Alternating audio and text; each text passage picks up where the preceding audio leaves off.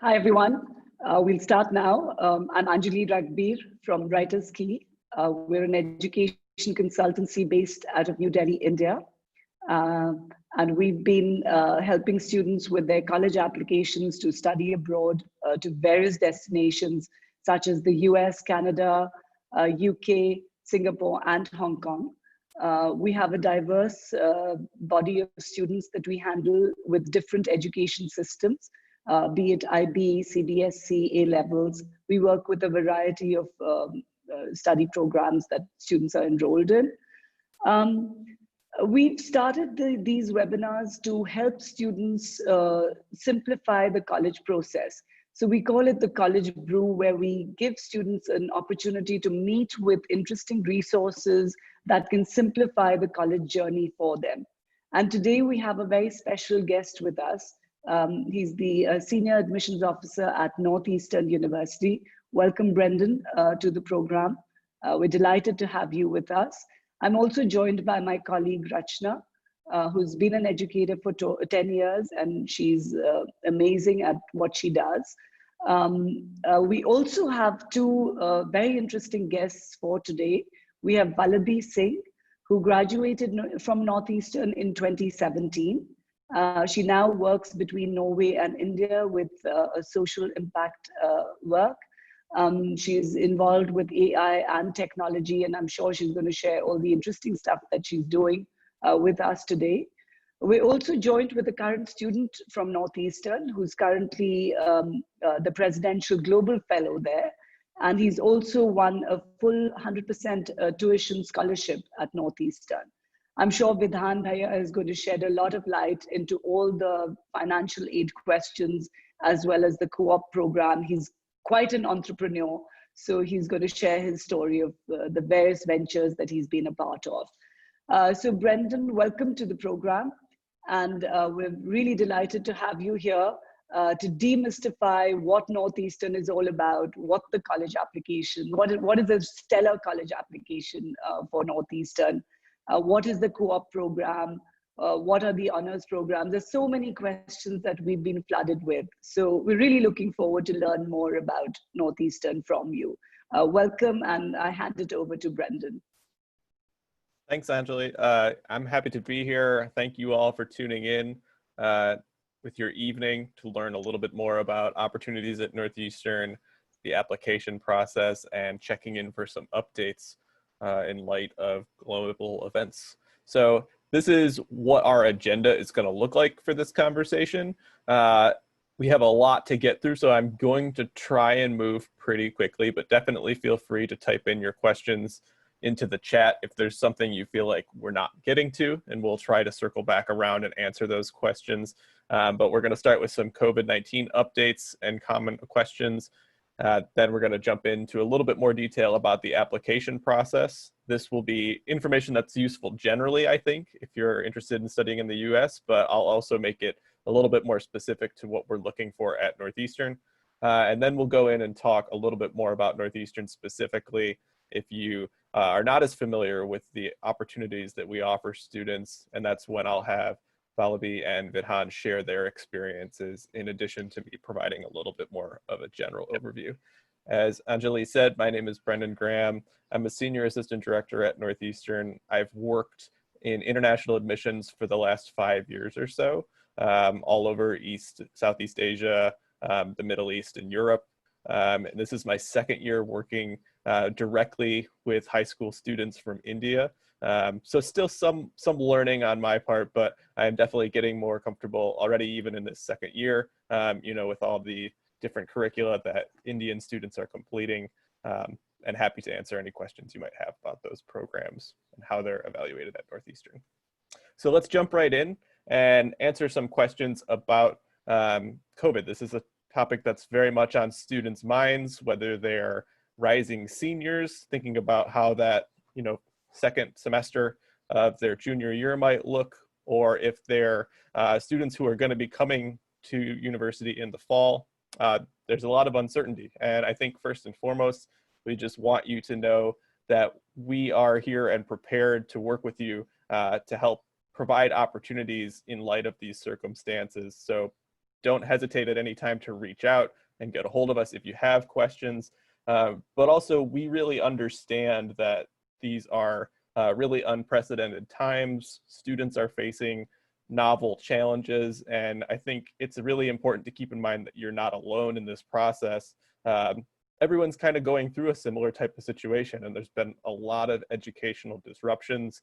And so as we move into the next application cycle, we're not only prepared to accommodate students for those types of disruptions, whether that's in their academics or extracurricular involvement, we're fully anticipating that that will be the case with students. So the circumstances that you're facing personally are things that we're going to be paying attention to in the process, and we encourage you and your counselors to share that information with us.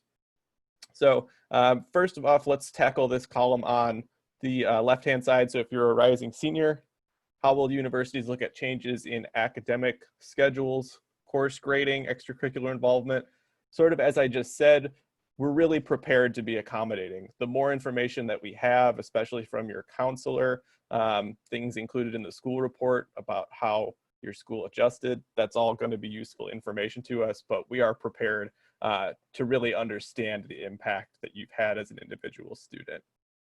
This also entails some difference in expectations that universities are going to have in terms of like demonstrated interest and personal meetings. Different schools are going to have different levels of capacity for these types of things. Northeastern is currently kind of reviewing the potential to have more personalized student meetings. It's not something that has been decided upon yet, but I guess my broadest advice for this type of question is if you're interested in a university and they end up offering, a way to engage with them that's different from their typical platform of maybe visiting your high school or meeting directly with an alumni, maybe a virtual interview, I think it's good to take them up on those types of opportunities if you have the bandwidth and you really want to show your interest. In terms of standardized testing, lots of schools that are not previously been test optional or test flexible are changing. Northeastern will be test optional for the fall. So if you want to submit an SAT or ACT, you're welcome to do so. We'll also look at other types of exams. If you want to submit your IB diploma for consideration for testing, if you want to submit 3 AP exams, we'll look at these instead as well. So we have more of a test flexible approach. We're going to be sharing more details about that system and that policy on our website in the coming weeks as students are preparing. Should you write about COVID-19 in your essay, about what you did, how you responded to the situation? I would say it really depends. So if it's something that you feel really gives us a glimpse into who you are as an individual and your qualities and what makes you a good fit for our institution, then it's fine to go ahead and write about it if you want. But I really can't emphasize this enough. You do not have to write about this experience.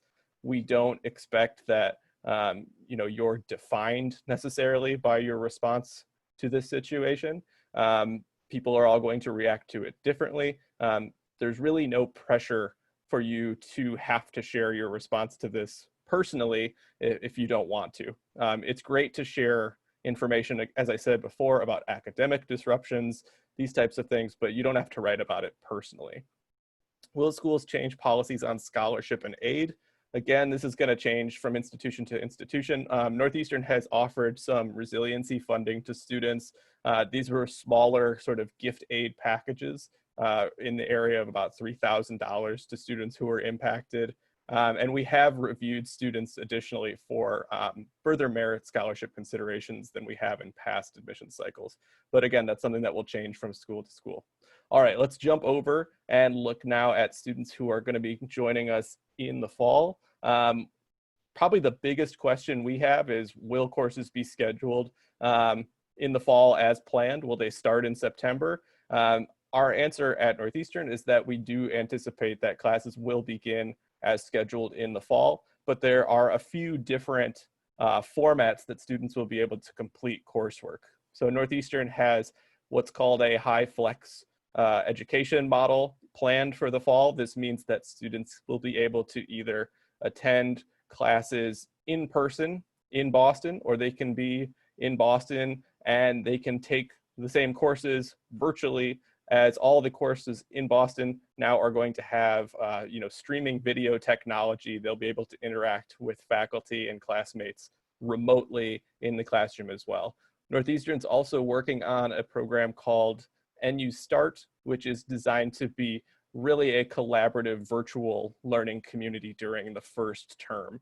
So it will have research opportunities, close collaboration with faculty members, peer mentors. The idea is we really want students to be connected to Northeastern's global network as they're really starting their first college experience if they're not able to join us on campus in Boston. So if you're unable to travel due to global travel restrictions, if you're unwilling to travel due to things going on in the world, or if you're unable to travel due to visa restrictions, no matter what, Northeastern will have a way for you to continue your studies uninterrupted.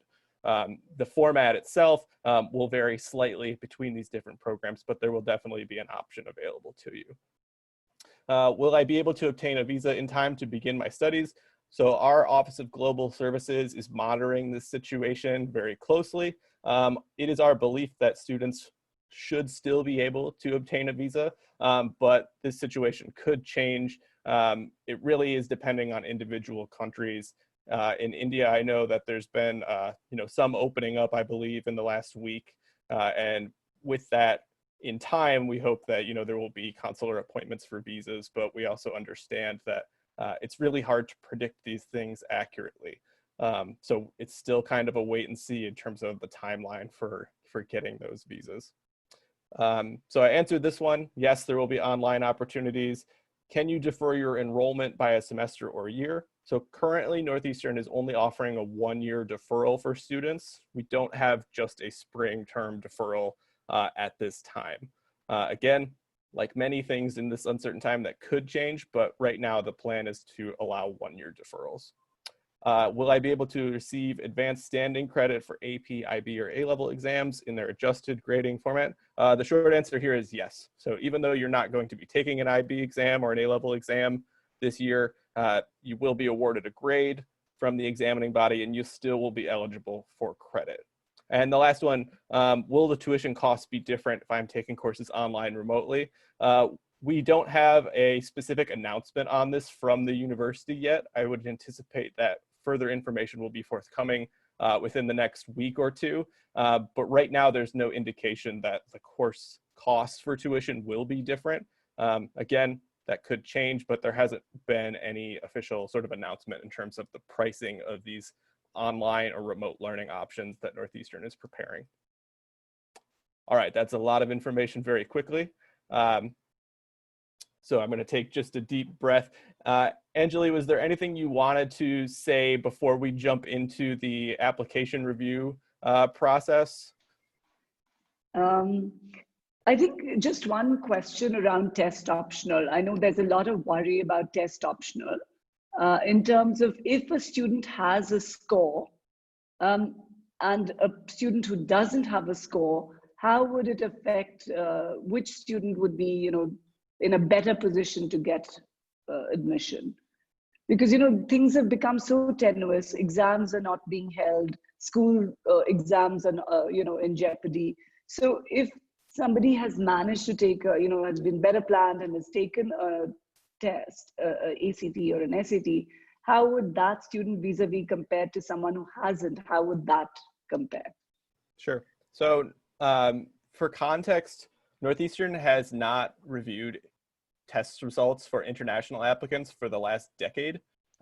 So what that should tell you is we're very, very comfortable making admissions decisions for international students without test results. So it's really not a scenario where one student who submits testing is automatically going to be a more compelling candidate than a student who does not. And in fact, testing can work against a student if the scores that they submit really aren't, sort of up to the standards that our most competitive applicants hold. So it's really not a scenario wherein it's a requirement. We're comfortable reviewing applicants for admission and an academic basis, if they've only done, CBSE coursework or CISCE coursework, we're fine with that. We can make an assessment based on those things. Testing provides an additional layer, that can be helpful, but this is one of those things that I imagine will continue to be repeating for the the length of our profession in this field. But there really is there's no distinct advantage that submitting testing offers. A student can be just as competitive without testing, and especially this year where the opportunities to take these exams are going to be very limited. We're going to be even more understanding. I don't think any admissions officer this year is really going to be, if they ever do frame this question, it won't happen this year where they're going to say, why didn't this student submit? Because we know the answer in Right. the most part. I think you've given everyone sort of, relief. I mean, nobody wants to spend time studying for the test and finding out that it's been canceled. So I think there's going to be a, wave of relief for students. One more question that we had was the additional question in the Common App regarding COVID, which is how will the COVID-19 outbreak affect the fall 2021 admissions? There is a question on the Common App now about your experience with COVID. So is that really optional? Yeah, it's not required for a student to submit if they have an academic disruption that they feel has impacted them significantly, especially if it has impacted the type of transcript results that we are receiving for the student. If they feel like there's a dip in their grades and it's directly related to this event, then it's good to provide that context. But to be very honest, a lot of times we're looking to college counselors, teachers for confirmation of that type of information anyways. So it's really not crucial. It's kind of up to the student about how much context they feel they need to provide. But again, it's not going to be something that gives us pause if a student doesn't complete it. Okay, that's good to know. That's great. Yeah, thank you so much. Please carry on. All right, let's go on and talk a little bit more about the application process to Northeastern. So Northeastern practices what's called holistic admissions. If you're not familiar with holistic admissions, the idea is that we're looking at individuals as a complete student. So it's not just based on your academic qualifications or test scores. It's also who you are, what you've been interested in over the last 4 years, how you've contributed to your high school community, and how you express yourself in writing, and how others describe your qualities, etc. So you can apply to Northeastern through the Common App or Coalition App, and we do consider, of course, academics. That's an important part of the process, but it also includes this kind of co-curricular and personal aspect as well that I just mentioned. All of our applicants are reviewed holistically, and this is, I think, just a nice sort of diagram to help understand this more sort of subjective piece of the admissions process that I think sometimes students find a little bit more mysterious in terms of, what is a university really looking for? So it's made up of all these different types of qualities. We are looking for students who we feel are a good fit for our institutions and who are really going to thrive within our campus communities. And you'll get a better sense of what that fit is for Northeastern as we talk a little bit more about it. So in terms of what colleges are interested in seeing for your academics, we do want to see that you have really taken advantage of the opportunities available to you within your school community. So we want to see that you've challenged yourself in so much as that is possible within your school community. So if you're in, let's say, hypothetically, an American school program, we want to take that you've taken some advanced placement courses. If you're in a school that offers the IB diploma, we want you to have taken the IB diploma, ideally. If you're in a CBSE or CIC program, a lot of times we want you to have taken math after standard 10. So we want you to continue on with that. For the vast majority of academic programs, I would say that's something that we're interested in. If you have questions about the new applied math program, we can chat about that as well too, if that comes up. In terms of the more activities involvement area of the process, we want students to really be demonstrating their leadership qualities, engagement with the community, commitment to an activity year on year. So I think sometimes there's a perception among students that they need to do 100 different things. That's not the case. We would rather see some breadth, or we'd rather see some depth, rather, sorry, in your involvement than pure breadth. So we want to see you do things year after year, ideally developing some strong proficiencies in different areas, and sticking to things that you enjoy doing. So you want to list your activities in the common application or the coalition application, and it is quality over quantity. So explain what it is, be specific, describe, what it was that you were doing, your time commitment, any role, especially if you had a leadership position. I would say try not to use too many acronyms. We know things like MUN, but there are occasionally acronyms that we're not as familiar with. So really spell it out for us what you did, and don't rush over this particular section of the application. It is really important. A little bit about the personal statement. So what do we actually want to know about students in this section? We're looking to get a better sense of who you are as an individual, sort of the parts of you that we can't really get a sense of from the other pieces of the application. So we know that you're smart from your transcript. We know that you're involved from the activity section, but we don't really know much about who you are as an individual. And the personal statement is really your chance to give us just a little bit more detail to get a sense of who you are and what you might be like in our community and if you would thrive there. So some general advice is to start early on this. I would advise you not to approach it as the type of assignment where you're going to start it and finish it in the same day. It's good to maybe have a little bit of an open-ended timeline for it, but start early so you can work on it and try a few different things. Make sure it's about you. This is a really important one. So I can't tell you how many great essays I've read from students that were written about their grandparents or about their parents or about their brother or sister. You can write a really great, compelling essay that still doesn't tell me much about who you are. And while it might be a really good essay, it might be very interesting, if it doesn't tell me about you, then ultimately it's not going to be as successful for this process, because that's what we're really looking to get from it. This isn't a resume, so it can be fun, but give yourself a lot of time to revise and review it. And I would encourage you to have a few trusted reviewers look at it, but at the same time, make sure it still sounds like you after their sort of edits and notes.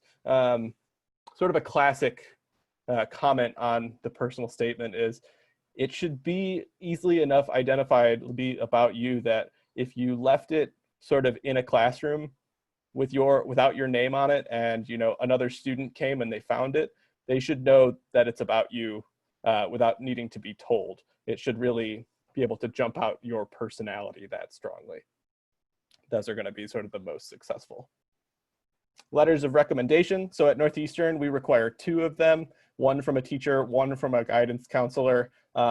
They should really speak to your qualities as a student, especially your ability to deal with setbacks, resilience, things that challenged you. How did you respond to those challenges?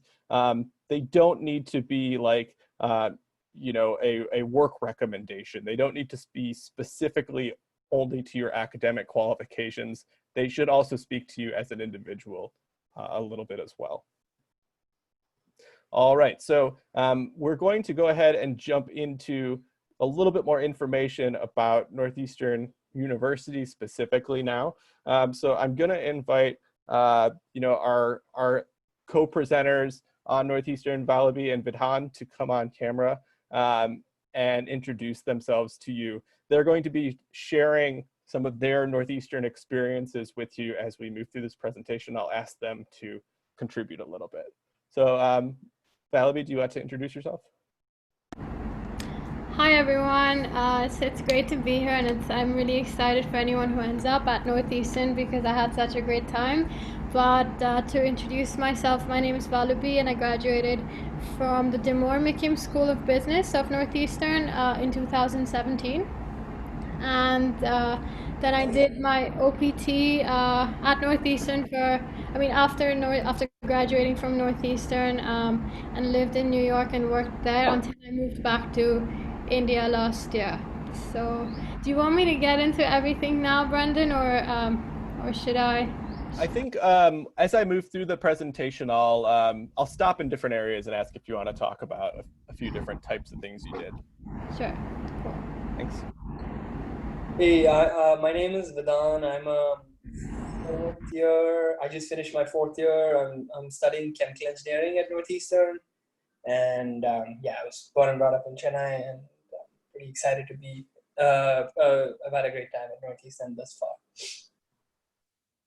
All right, thank you both. So if you're not familiar with Northeastern, just a little bit about us. We're a global experiential research university. We have a very international student population. We have about 16 to 17% of our incoming students every year are coming from different places around the world. So it's a very diverse student community. And we are, of course, located in Boston. And I'll tell you a little bit more about that in our campus community in a bit. But the last thing I would say, just generally about the university, is we really do emphasize experiential learning opportunities for students. So what this means is we give students the chance to take the things that they're doing in a more traditional context, like the classroom, the knowledge, the skills that they're developing there. We give them the opportunity to take them out to the world and really apply them and see how they work in a less controlled environment. And I'll tell you a little bit how we do that. And Vallabhi and Vidhan will share some of their experiences with experiential learning as well, but that's sort of our really driving force as an institution, is really the application of knowledge in the world for practical purposes. So a little bit more about the traditional academic experience, though. As a larger university, Northeastern has a lot of flexibility that it offers students in terms of things they can study. So we have 8 colleges with a huge range of majors and combined majors that you can see here. Combined majors are opportunities for a more interdisciplinary approach to 2 subjects. So in the US, if you're not familiar, a major is really a more dense concentration of courses that you're taking in one subject area that really is your specialization when you graduate. We offer a major and minor, a double major, and then at Northeastern we have combined major programs, which are programs that are really more curated by faculty to show students where these areas overlap and intersect. We have small class sizes with the 14:1 student to faculty ratio, and we do have a lot of faculty members who are coming from industry as well. Vallabhi or Vidhan, either of you have anything you'd want to share about the academic experience, a favorite class or a favorite professor? Anything you'd like to share with our guests? Yeah, okay, I'll go first. I definitely have a lot of, not a lot, but actually 2 favorite professors, but I'll start with what I studied. So I studied finance. I was a double major with a concentration in finance and entrepreneurship. And Northeastern is really well known for its entrepreneurship program as well as the international business program specifically. So I really enjoyed specifically all of my most of my entrepreneurship classes, especially with Professor Mark Bernfeld, who's actually, I don't know, Vidhan, if you had him as well, but he's a professor who's been a mentor to me till date, and I still have not weekly but definitely monthly check-ins with him on these Zoom calls. So it's really great because, and I'm also able to bring a lot of Northeastern professors to various webinars that I host, and I'll tell you about that later. But yeah, I think it was just a very, very interesting learning experience. We had a lot of case studies in all of the academic learning, which was something which was very important and key to the Northeastern's format of instruction. So I think those couple of things really stood out for me and made that a really great experience for me, as well as the co-op, but we'll get into that later. Thanks. Anything you'd want to add, Vidhan? I mean, I think one thing that sort of, I know there was a slight question that I had before I went to the US as to sort of like how approachable professors would be and whether I'd actually get time. Because I thought, oh, there'd be very big classes and I'd be lost. But I think, as Val mentioned, like professors are very approachable. Your relationship with them could like go much beyond the classroom, where they can add a lot of value to you sort of across your life.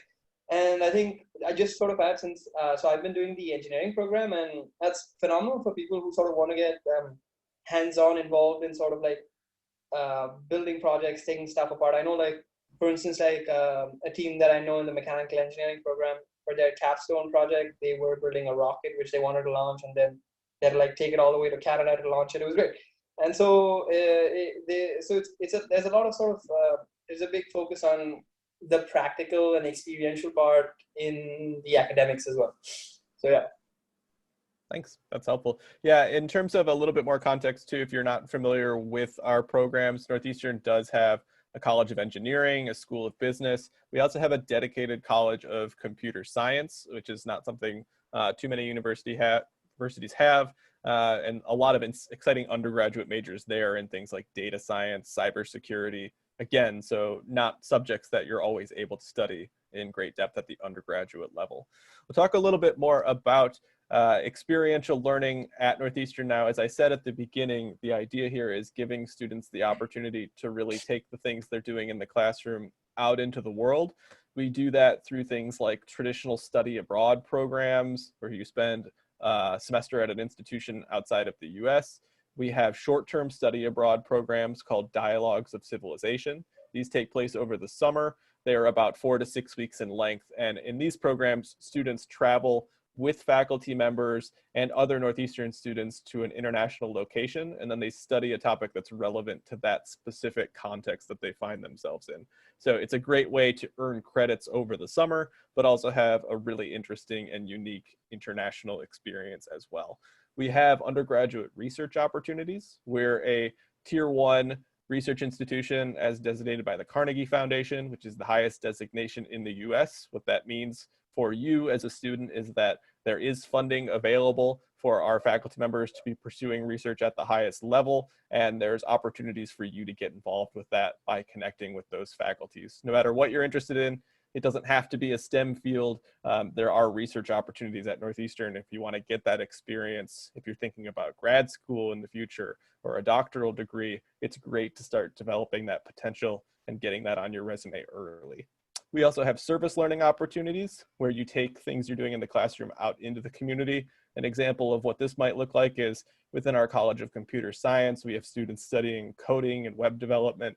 They go out into the city of Boston and they help local businesses redesign their web pages, build their websites for them. They're providing a service, a valuable service to them, but they're also putting their skills into practice. And then the one that we're most well known for is the co-op program. So co-op is an opportunity for you to work for a period of 6 months, typically in an entry-level position in a field that's related to your undergraduate area of study. So when you go off on co-op, you don't take any classes at Northeastern, you don't pay tuition to Northeastern, you're really just focusing on your own personal professional development and applying the skills that you learned in the classroom in a professional context. We've been doing this program for over 100 years.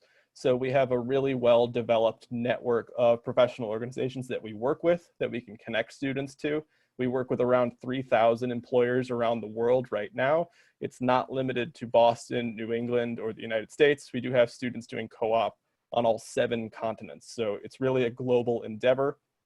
And you can do up to 3 co-ops as an undergraduate student at Northeastern. You can do 1 or 2 in 4 years comfortably, or you can do up to 3 in a 5-year program. It's ultimately up to a student to decide what they want to choose. There's a lot to say about the benefits of this program. I think, the most obvious one is that it's all experience that goes on your resume to speak to, future employers about your ability to really hit the ground running.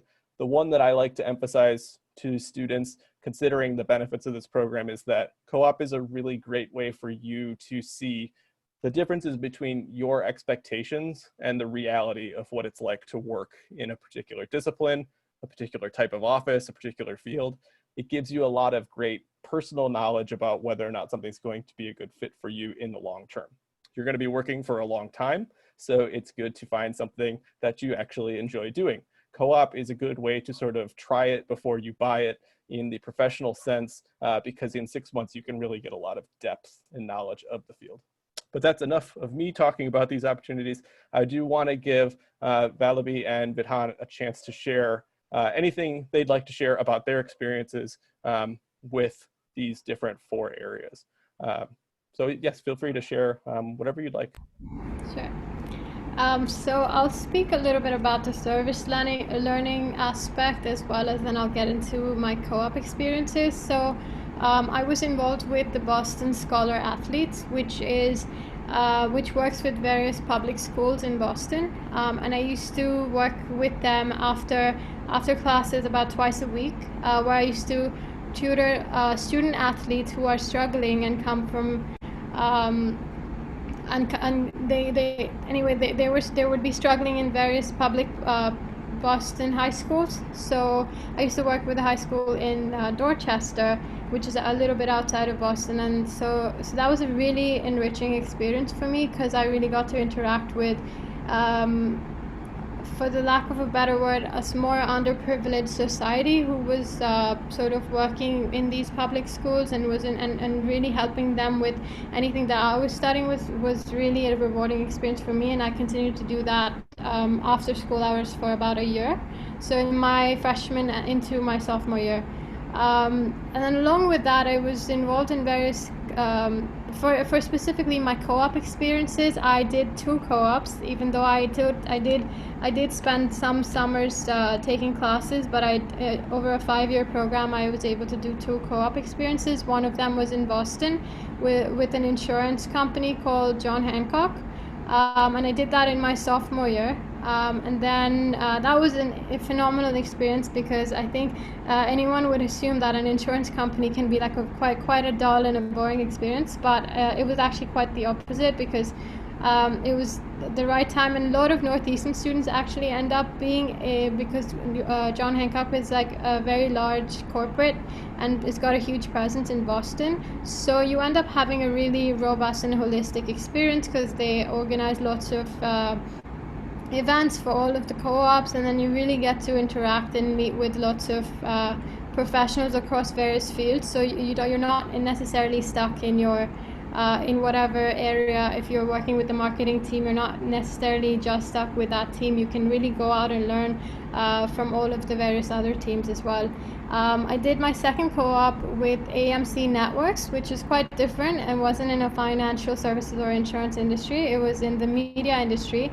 AMC Networks is one of the parent companies that under which there's various channels such as Sundance or BBC America. So that experience, in that experience, I had the role of a financial analyst, and it was a very finance heavy position, but it was in New York, so I really enjoyed it. So sometimes I think these co-op experiences are great, because you realize what is it that you want to study, what is it that you want to do after you graduate, and what is it that you don't want to do. When I did the financial analyst position, I knew that this is something I don't want to do, but at the same time it was a great learning experience, and I was able to add that to my resume. And I don't want to take all of the time, but I do want to add that because of these experiences, that I was able to really make my resume outshine so many other college students, and honestly my friends who were in the same boat looking for jobs, especially as an international student, which is a challenge in itself. So because of my resume with these experiences, with the service learning element, I was very easily able to get a job right after I graduated. And I know that's not always the experience, but that co-op plays a huge role in that. So yeah, I think that was so I had some really good experiences, but I'd let Vedan tell us a little bit more about his now. Yeah, so I think to sort of add on to that, I'm going to talk about the global studies piece, which is one of my favorite parts of going to Northeastern. I've had 5 or 7 global experiences, however you want to count it, and it's been everything from I remember my first spring break, I was in Israel for 10 days and I was serving at a Israeli Defense Force base camp. So it was 2 miles from Gaza, and it was phenomenal. So we were sort of living with the soldiers, playing soccer with the soldiers. It was great. Huge sort of, I was like with people who were my age, but living a very different life. And so that was a lot of fun. And then sort of this previous spring break, 2 months back, I was in Costa Rica helping build a playground for in a sort of small town there, which was also amazing. I love Costa Rica. And sort of now some of this more serious stuff, like I did a dialogue, which I think 100% y'all should do if you do come to Northeastern, is because it's just one of the coolest opportunities to exist. Because one of my dialogues, I was in Spain studying thermodynamics in Tarragona, which is the chemical engineering capital of Eastern Europe. And so we sort of study during the first half of the day, then maybe go visit one of the world's largest chemical factories. And then in the evening, we'd go to the beach and we'd do our homework and then chill. It was great. And so it was just very holistic, and you were learning straight from the best. So I think dialogues were a lot of fun. So I did that. I studied, I did a course at LSE, which was a lot of fun. So, and I did some research in Italy for what I'm going to talk about in my co-op. So for my second co-op, I worked on sort of starting a company in India. So I'd done research. I was sort of trying to make footwear for people with diabetes. And sort of during that process, one of my global experiences was sort of studying how exactly do we make footwear. And so I was in Italy for a month for that. And through 3 years of research, we created this footwear, and I started this company for my second co-op. We're selling in 80 plus hospitals and clinics across India now. And for my first co-op, I worked in venture capital. So I worked at a VC firm called Pillar, which was founded by 30 of Boston's unicorn CEOs. So these were CEOs who had founded TripAdvisor, Wayfair, DraftKings, and some pretty large companies. And they started a new fund. And so I was sort of sourcing deals for them. So that was another phenomenal experience. So yeah, I think that was those were my few favorite experiences. Thank you both for sharing all that information. It's clear that you've both taken great advantage of these opportunities, which we always love to hear about from students.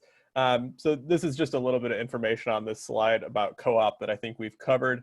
So we're going to move on and talk now a little bit about the campus community itself. As I said earlier, Northeastern is a really diverse place. We have students from all 50 US states. We have students coming from 126 different countries, speaking 53 different languages. We have 10 different cultural centers on campus. So there's a lot of resources and support for students coming from different international backgrounds, bringing different perspectives to our campus community. And then our community, of course, as well, has a lot of ways that you can connect to it. We have around 500 student clubs and organizations now. There's a ton of different things to do within the city of Boston. Northeastern, as well as a school that has Division I athletic teams. So men's and women's ice hockey, basketball, and rowing. These are the most popular sports at Northeastern. We play in a tournament called the Bean Pot every year, where it's an ice hockey tournament where we play against some other Boston universities, Harvard, Boston University, and Boston College. And we've won now for the last few years in a row, so we're on a good streak. But there's tons of ways to connect to this community. So when you come into Boston, you really are able to take full advantage of not only your community within Northeastern, but the city of Boston as well. So if you haven't had the chance to visit Boston before or Northeastern, Boston is a really international city. I think it's quite cosmopolitan. One thing that I think is really nice about Boston, if you have not visited before, is that, in my opinion, it's extremely navigable and knowable. So it's definitely smaller than a place like New York City or a Chicago or an LA. But at the same time, I would argue that it's just as cosmopolitan. There's just as much interesting art, culture, entertainment happening here. But at the same time, it's a little bit easier to get to know. It's also really America's college town. We have more than 30 universities in the major metropolitan area, and then there's many more in the surrounding area. So it's a really lively place to be an undergraduate student. There are so many young people here pursuing their academic and professional interests that you can connect to via opportunities, like co-op, not just within Northeastern University, but within other schools around the city as well. So it's a really exciting place to be. So I'm moving quick here because I want to make sure we have some time at the end. I'll talk a little bit about admissions and financial aid as well. So Northeastern does have opportunities for academic merit scholarships for any student that applies. So the most common scholarship that a student would be awarded would be an academic merit scholarship. These range in value from about $10,000 to $25,000 per year. So right now there is not a full tuition scholarship available for non-US citizens. But if you are a US citizen, we also meet full demonstrated need if you're offered admission. So we will provide financial aid if you hold a US passport or permanent residency. But there are, as I said, those merit scholarship opportunities. And then a little bit about the honors program. Students admitted into the honors program do get to enjoy some benefits like smaller cohort class sessions. There is some study abroad experiences and research opportunities associated with this program as well. And they have, some earlier access to research opportunities with professors, as well as they live in our newest dormitory on campus, which is East Village. So they get some nice, residential experience while they're in the honors program also. So a few details here about the different types of admissions decisions at Northeastern. So we have admission to the fall, the NU-IN program, the NU Immerse program, which is a first-year ESL language acquisition program, and then the NU Bound program, which is first-year international program where students spend 1 year studying outside of the US before joining us in Boston. There's also a waitlist. Defer to regular decision is an option students can receive if they apply early or denied, not offered admission. We have early decision 1, early decision 2, and early action at Northeastern. And so this is some of that additional information about financial aid that I mentioned earlier. I believe that, Anjali, you wanted to ask Vallabhi or Vidhan maybe an additional question. Is that right? So I just had one quick question, which I wanted you to sort of, walk down memory lane and talk about when you were applying. What is the one thing that you think made your application stand out and become accepted to Northeastern? And what would be the one tip that you want to give students who are on the webinar today? Honestly, I don't know what this is. Difficult to say for them, maybe, right? Was it grades? Was it the essay? Was it, some particular thing that you did that you think made you really stand out? Yeah, so I think it's sort of important to be like in the right range for academics and so on. Like sort of like you don't need to be the best, you need to be good. And there were sort of some experiences that I was able to speak to in the essays, which I think might have been the case, but that's my guess. You also won a full tuition scholarship, so your application must have really stood out.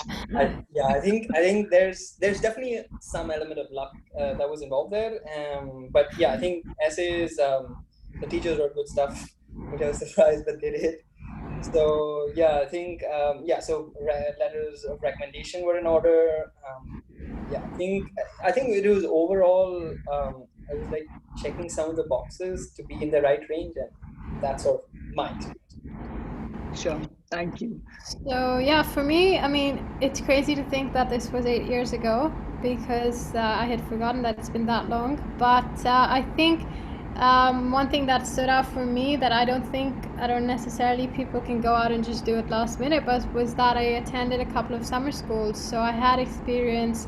I went to Parsons School of Design as a pre-college, and also was enrolled at Yale for a summer. So I think that stood out, but also just recommendations.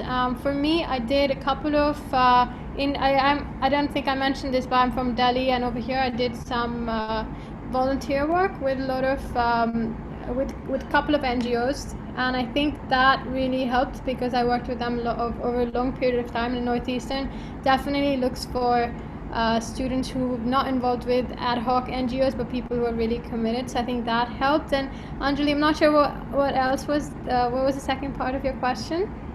What is the tip that you'd like to give the students who are on the webinar today?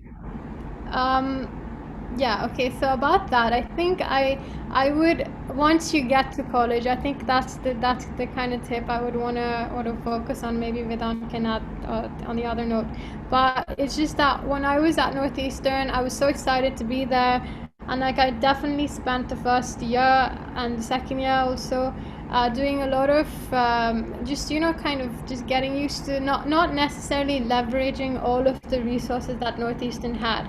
And it was in the third and fourth year I realized that the amount of resources Northeastern has is just incredible. I mean, anything that you need to do, whether you suddenly have a business idea, there's an idea incubator, there's a lab that you can go to, you can work with someone on Northeastern can connect you with people all over the world because it has such a global network. So then also I think Vedant's done this really well, but I didn't. So when I was a global student ambassador, like Vedant is as well, but he's done a lot. I think Vedant, you should actually tell them about that as well. But yeah, I think, you know, trying to get into these communities, like there's a young global leader community. So if you sort of really leverage these resources, you can get a lot more out of your college experience. And like, don't waste your first year because you're so excited to be in Boston and all of that, because there's just so much to. And definitely take your professors out, take them out for coffee, just have a casual informal relationship with as many people as you can, because at the end of the day, I feel like college is all about the friendships you make, and Northeastern, as you've already mentioned, has one of the biggest and largest international population. So I'll stop with that. But yeah. I hear you on that, because I think a lot of students don't go there and avail the resources which are available to one. Vidhan, you want to add something to that?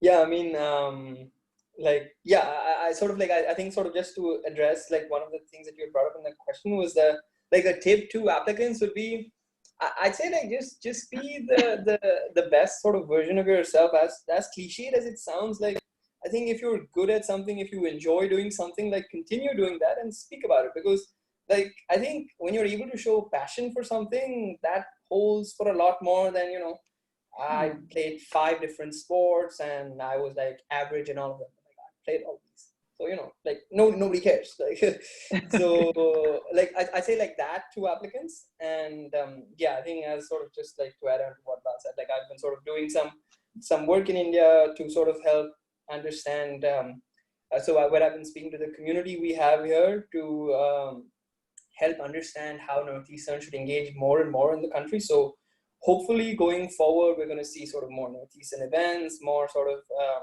just a stronger presence of Northeastern in India. Hence, it's like, you know, it's a good time to go. Thank you. Thank you for those answers. Brendon, I have one quick question from you as well.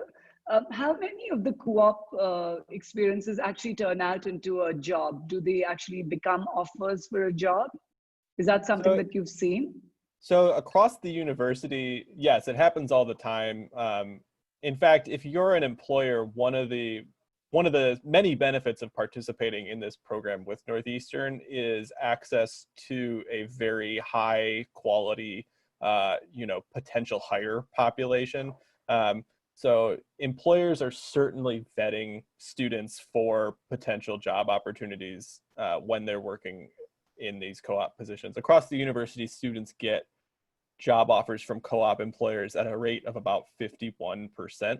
Oh, wow, so it's pretty high. But to be very candid with you, that statistic can be misleading in the context of international students, because I think, as we're all aware, the realities of working within the U.S. as a non-U.S. citizen, non-permanent resident, are different. So that statistic, while, you know, wonderful in and of itself, I think it can be misleading in the context specifically of international students. Val is clearly a success story of, you know, that transition, but it can be challenging for some students. But I would say that Northeastern graduates certainly have an advantage in that process if they are looking to stay in the U.S. in as much as anyone has an advantage, because they have, you know, that work experience already on their resume. Okay, thank you for that. Of course. I saw there was a question about our competency-based curriculum. I can answer that as well. So Northeastern has a program called New Path. It's our core curriculum for students now. Essentially, a core curriculum in the US is often a liberal arts modeled curriculum where you take, maybe one subject in the social sciences, one subject in the humanities, one subject in the natural sciences. Northeastern's core curriculum is still really inspired by the liberal arts, but it's based around the idea of building competencies in our students. So every course at Northeastern is evaluated for an attribute. An attribute is some outcome that students will have, some skill set that they'll be able to utilize after completing that course. So this might be something like analytical thinking, working with complex data sets, experiential learning. There's in total about 13 of these attributes that students will complete when they complete their Northeastern degree. So they're going to be completing their degree with these competencies that they can take out into the world. And then in terms of how this sort of works out for students and whether or not this resembles this traditional liberal arts education where have your distribution requirements in math, social sciences, etc., it's kind of up to the student. So if you want to specialize a little bit more with this core program, you can take more competency-based courses in fewer subject areas if you want to. You're not going to be encouraged to do that necessarily. So we still do like students to take courses outside of their primary discipline. But like a lot of things at Northeastern, we really want to give our students what they want, essentially. So if a student does want to specialize and focus a little bit more in their degree, maybe they don't want to have to take that history course. Maybe they can develop that skill set by taking a different type of course in another area. Okay, so there are a couple more questions, Brendon, and I'll quickly go through them. Sure. I think one concern is, will the early decision, regular decision deadline, do you think that's going to get pushed back? There are a lot of rumor mills about the early decision being pushed back. So any thoughts on that? Honestly, we have, I don't know that we've even had time to really think about that. It's been such a busy spring in light of all the circumstances changing that I think we're really focusing on ensuring that our incoming students are going to have the best possible academic experience and that our prospective applicants are going to have all the resources that they need. Now, just because I don't have an update on it, it doesn't mean that it's being discussed. Sure. But I think we're a little bit more just focused right now on making sure that the next 3 to 4 months go really smoothly for applicants. So it's certainly possible that there may be an extension on those, but I haven't heard any updates there yet. And one of our students is from Singapore. So as you know, the national service is really important right after school. Do you think there's any preference given or any weightage given to having done this service? And does Northeastern allow you to defer your admission by 2 years in case you have to go for national service? So I've seen students from Singapore and other countries with conscriptive services apply before military services and after military services. I've seen them be successful in both paths. I think the greatest advantage of applying before your service is that you have a closer relationship with your academic and high school experience. You have, your counselors right there. They have a really clear picture of who you are. My major advice would be that if you do want to apply after you complete the experience, that you get recommendation letters now from teachers and from a guidance counselor. A lot of times when students do that service, they do really, interesting, remarkable things where they have a lot of leadership, and those can actually be compelling on an application. But it's not critical that a student choose one way or the other. We can accept them to defer for 2 years for military service if they need to. Excellent, thank you. What are the scores that Northeastern is looking for in an application to the business school? So scores in terms of any particular... SATs, academics, IB scores. So our middle 50% range for the SAT is on our website, I think, for last year. I would not, again, focus in on this too much as an international student because we previously have not used this result.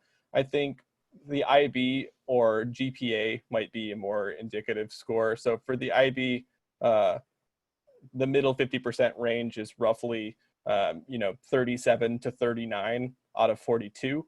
So not including the bonus points. And then that's really for most of the programs at Northeastern. So I wouldn't say that one school is significantly more selective than any other. The reality is just that the types of students who apply to one school in a given year, they may have higher academic ratings than others. But it's not as if within our admissions committee, we're saying, oh, the student needs to have this grade to get into this program. It's really more the applicants create the level of competition and selectivity that we see rather than the other way around. Sure. And does IB have an advantage, you think? And I mean, you've answered what are the minimum sort of, what are the kind of benchmark IB grades? And are predicted grades acceptable in IB? So we look at predicted grades. We do take them with a grain of salt to some extent because we know that they're calculated at a very early time where a lot of the curriculum has not necessarily been covered yet. But we do pay attention to them. We do also track IB predictions and final IB results from school to school. So if we see a school that frequently over predicts their students' results, we'll consider that in our process or under predicts, although that is more rare, I think, in our process, then we'll note that. But there's no real advantage, I would say, to doing one curriculum over another because we take an application always in context. So we're never going to judge a student against opportunities that were not available to them. Right. We're not going to say, oh, you didn't do an IB diploma because you were in a CBSE school, so you're going to be penalized for that in our process in some way. We just don't approach evaluation in that way. Okay. And sorry, just one second. Does Northeastern allow transfer students from international universities?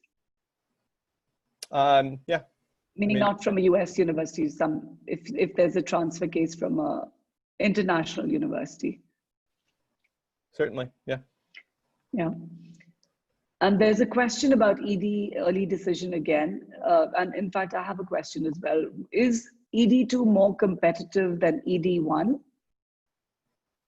And a lot of, sorry, go ahead. I mean, the easy answer is no. So we look at them really the same way. It's the strongest possible statement of interest a student can make in Northeastern. And so we treat it as such in the same way as an ED1 application. Okay. And I had a question about early action. A lot of students, because Northeastern doesn't have a separate supplement, I find a lot of students wanting to do Northeastern as an early action. Any comment on that in terms of how does it help the application? What are you really looking at if a student says early action as opposed to early decision? Yeah, so I think at some schools, there is the perception that an early action application is a much stronger statement of interest from the student in that university. Northeastern receives over 60,000 applications every year, and we have received about half of our applications at the early action round for the last 2 years. So what this means is that while we do take it as a statement of interest, of course, like any application, it may not be as significant a statement as it is for students in other programs. Right. And I think we have time for maybe one last question, which is how many spots are there every year for students from the art and science school to transfer to business school and engineering school? So in terms of internal transfers, I actually don't know offhand, but it is very common for students to change between different colleges at Northeastern. There are not a lot of restrictions for that change. Okay. And does Northeastern track the demonstrated interest given, forget about the year that it's Corona, but does it normally track demonstrated interest? So we do track things like students visiting the university, but we don't have necessarily like, it's not a major part of our process. We take into consideration, for example, an early decision application. We do track, certain types of communications. If a student emails us and they really express, personal interest, we'll make note of that. But it's not a strong factor in our admissions process. Okay. And I'll end it with one last question about a student who wants to apply for a scholarship, which is what should be my approach so as I can get the maximum amount of scholarship?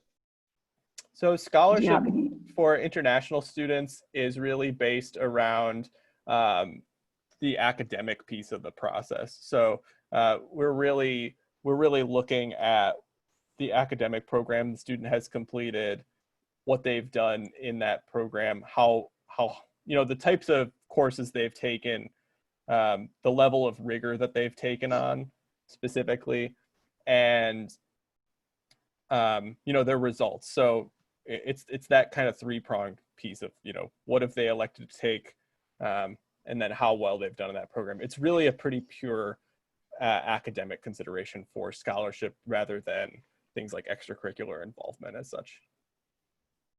Okay, lovely. I think that kind of sums up all the questions. Rachna, anything else that we want to ask Brendon?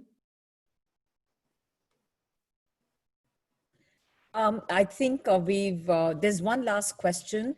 Do you consider weighted or unweighted GPAs while evaluating the application?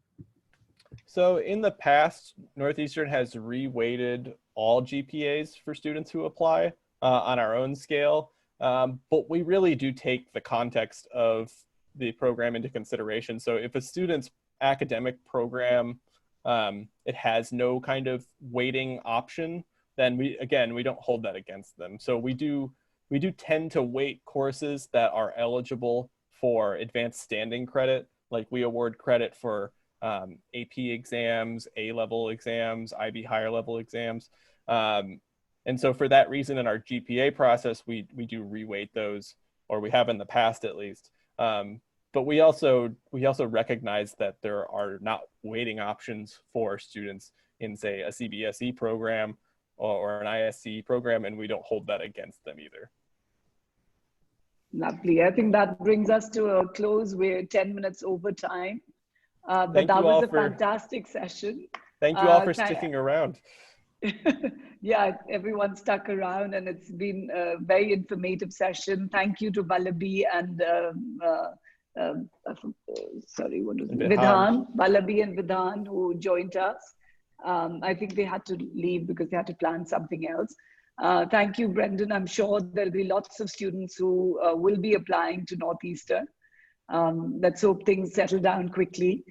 Before I sign off, I just want to tell all our viewers that we have another webinar coming up on 19th of June with what is a liberal arts education with Swapmore and Pomona. Thank you so much, Brendon. Thank you for taking the time to be with us. Thank you. Thank you. Bye-bye. Bye.